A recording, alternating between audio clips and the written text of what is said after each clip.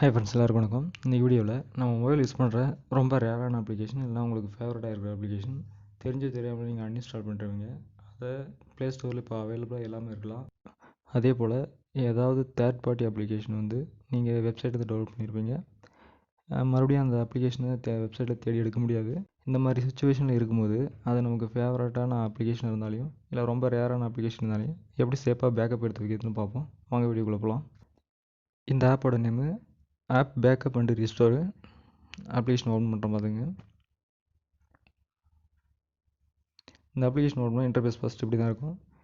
இதில் உங்கள் மொபைலில் இருக்க ஓஎஸ் அப்ளிகேஷன் இருந்து நீங்கள் ப்ளே ஸ்டோரில் இருந்தோ இல்லை வெப்சைட்லேருந்தோ டவுன்லோட் பண்ணி இன்ஸ்டால் பண்ண எல்லா அப்ளிகேஷனும் இதில் லிஸ்ட் அவுட் ஆகும்.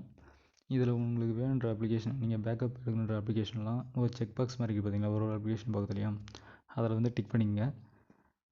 இங்கே வேணுன்ற ஆப்ஷனை செலக்ட் பண்ணிட்ட பிறகு கீழே பேக்கப்னு ஒரு ஆப்ஷன் இருப்பாங்க, அதை கிளிக் பண்ணிங்கனாக்கா ஆப் எல்லாமே பேக்கப் ஆயிரும். இந்த பேக்கப்பான அப்ளிகேஷன்லாம் பார்க்கணுன்னாக்கா அப்ளிகேஷனை க்ளோஸ் பண்ணிட்டு ஃபைல் மேனேஜர் ஓப்பன் பண்ணுங்கள். ஃபைல் மேனேஜர் ஓப்பன் பண்ணி அதில் இன்டர்னல் ஸ்டோரேஜ்லேயே மொபி யூசேஜ் அப்படின்ட்டு ஒரு ஃபோல்டர் இருக்கும்.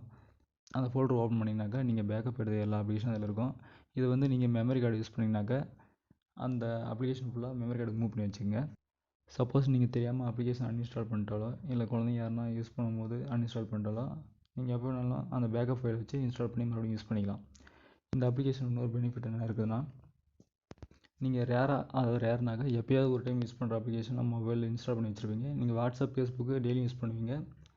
சப்போஸ் சொல்லப்போனால் வீடியோ எடிட்ரு இல்லை ஃபோட்டோ எடிட்ரு இந்த மாதிரி ரேராக எப்போயாவது ஒரு டைம், மாதத்துக்கு ஒரு டைம் இந்த மாதிரி யூஸ் பண்ணுவீங்க. அதை இன்ஸ்டால் பண்ணி வச்சிங்கனாக்கா உங்களுக்கு ரேமோட பர்ஃபார்மன்ஸ் கம்மியாக இருக்கும் அதிக அப்ளிகேஷன் இன்ஸ்டால் பண்ணும்போது. அந்த மாதிரி அப்ளிகேஷனை நீங்கள் பேக்கப் எடுத்து வச்சுட்டு உங்களுக்கு வேண்டும் போது இன்ஸ்டால் பண்ணி யூஸ் பண்ணிங்க, மறுபடியும் அன்இன்ஸ்டால் பண்ணிங்க. இந்த பேக்கப் இருந்தால் நீங்கள் எப்போனாலும் அதை இன்ஸ்டால் பண்ணிக்கலாம், அன்இன்ஸ்டால் பண்ணிக்கலாம்.